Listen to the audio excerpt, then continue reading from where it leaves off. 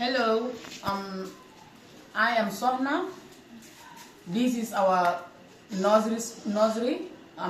This is the nursery 3. We are here to present about our kindergarten, and please enjoy.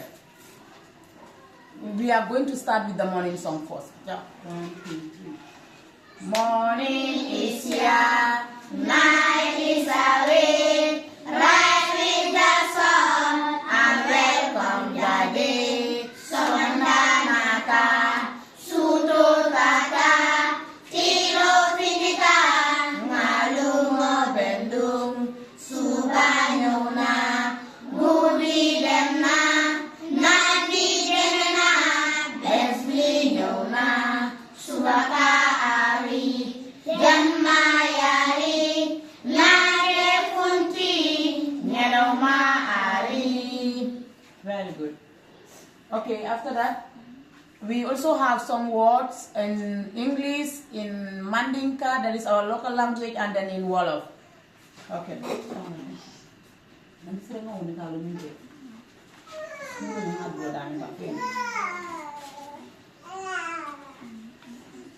Introduce yourself. In English. Hello. Hello, my name is Famaracha. I am in Nursery. In English we say school. In English, we say school. In Maninka we say In Wolof. in Wolof we say Jangalakai. In Wolof, we say Jangalekai. In Maninka we say Karamu. In Mandinka, we say Karamu. And we want to know, how do you say English in your local language, in your language?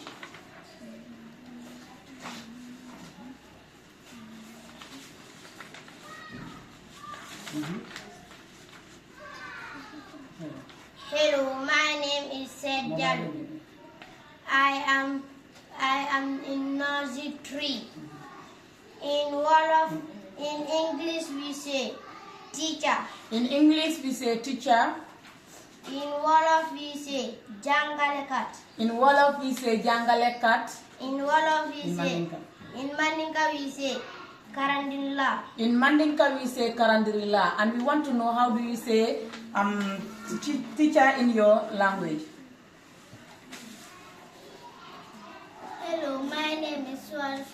I am in Nursery 3. In English we said land. In English, we said land. In Wolof we said Janga.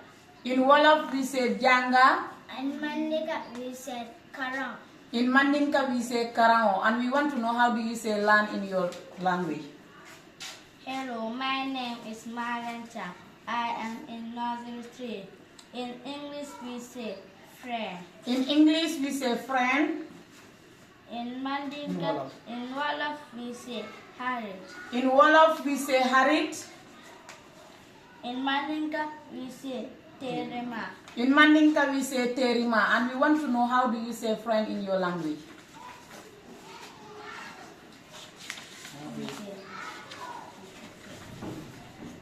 Hello, my name is I am Nursery 3. In English we say play. In English, we say play. In Mandinka we say football. In Wolof, In Wolof we say Four. football. in Wolof, we say four. Foil. In Wolof, we say four. In Mandinka we say football. In Mandinka, we say tulungo. Tulu. In Mandinka, we say tulungo. And we want to know, how do you say play in your language? Okay, we are going to introduce our school to you. Yes. Hold this. Hello. Hello, my name is Famaracha. I am in Nursery 3.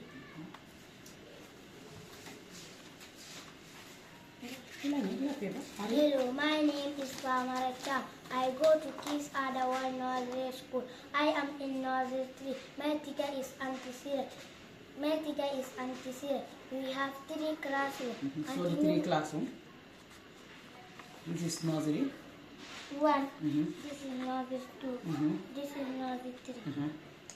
This is the toilet. This is the toilet. Continue. Hello, my name is Famaracha. I go to Kiss World Nursery School. I am in Nursery 3. My teacher is Auntie Sira. We have 3 classrooms. Auntie Nibu is in Nursery 1. Auntie Awa is in Nursery 2. And Auntie Sona is our head teacher. We have plain ground outside and a beautiful vegetable garden. We love to go to school during break. Boys like to play football and girls like to play outdoor games like clapping hands and dancing. Thank you. Good. Now we're going to sing a song about our school. Okay? Let's start it. 1, 2, 3. We are at school, at school, at school. We are at school, at school, at school. We do a lot of things, we do a lot of things. We can write and draw, we can write and draw. We have fun at school, at school, at school. We love school, we love school. Thank you. Thank you.